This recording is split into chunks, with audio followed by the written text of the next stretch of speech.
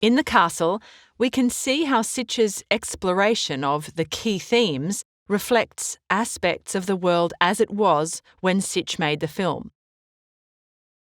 If Australian culture had a pool room, the castle would take pride of place on the shelf. It would be up there, still wrapped in its plastic packaging, wedged between Crocodile Dundee and Mad Max. And who was responsible for bestowing this gift on us? Rob Sitch and the team at Working Dog Productions. This is the same mob who brought us The Dish and iconic TV shows like Frontline, The Panel, and Russell Coit's All Aussie Adventures. The Castle was Working Dog's first feature film. Inspired by their childhood memories of suburban life in Melbourne, the team wrote the script in only 2 weeks. Even more impressive is that they shot the film in 11 days on a self-financed budget of $750,000. Talk about putting your money where your mouth is. But the risk paid off because The Castle ended up grossing over $10 million at the box office. You little ripper! That's proof that this simple indie film about a man and his home touched a nerve for Aussies. There's something about the way The Castle has immortalised certain aspects of Australian identity and culture. To understand Australian culture, we should first look at the language, that special brand of colloquial or informal English, where consonants are dropped with relish and humour is never far from the surface. This manner of speech is perfectly captured in the film and resonates firmly with Aussie audiences. Lines like, "Tell him he's dreamin'," "Good on you, Dal," "Sufferin' your jocks," "How's the serenity," and "It's the vibe," are a mixture of dinky-die Aussie lingo and castle speak. After the film's release in 1997, castle speak was quickly and permanently absorbed into the Australian vernacular, like an ongoing in-joke.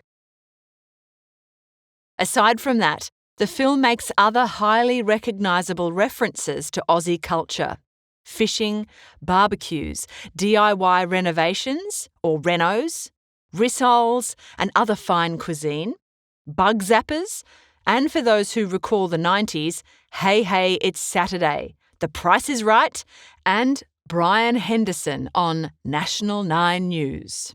Oh, and bargains in the Trading Post. No Facebook Marketplace back then. Ah, the 90s. It was a time when ownership of a detached brick home on a quarter-acre block in the suburbs was achievable. Ideally, you'd also have a smart little holiday house somewhere serene. That was the great Australian dream. Has the dream changed since then? In a 1999 interview, director Rob Sitch revealed the deep truth he tried to capture in The Castle: the spiritual value that we put on a house. This principle resonated with audiences around the world. After the film opened at Sundance in 1998, American studios picked it up for $6 million. So, what's the importance of having a house and home?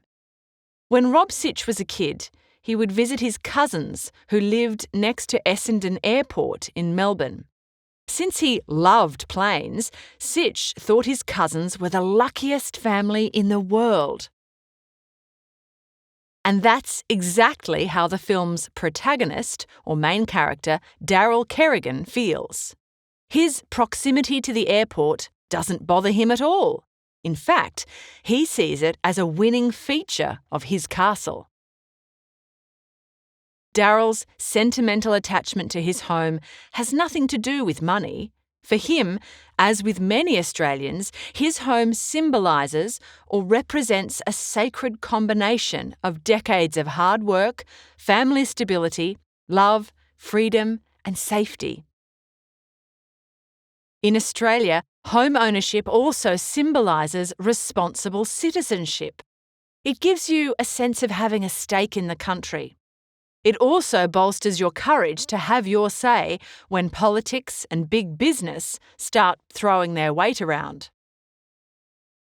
When Airlink tries to compulsorily acquire the Kerrigans' home in exchange for a measly 70 grand, Daryl activates his fighting spirit.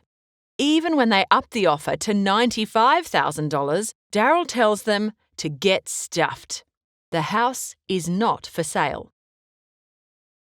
But as the fight wears on and Daryl reaches his lowest point, he draws a comparison between his plight and the dispossession of Australia's Indigenous people.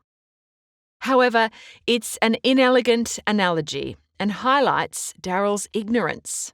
Remember, an analogy is when a composer compares a current situation to a related example to better illustrate their point.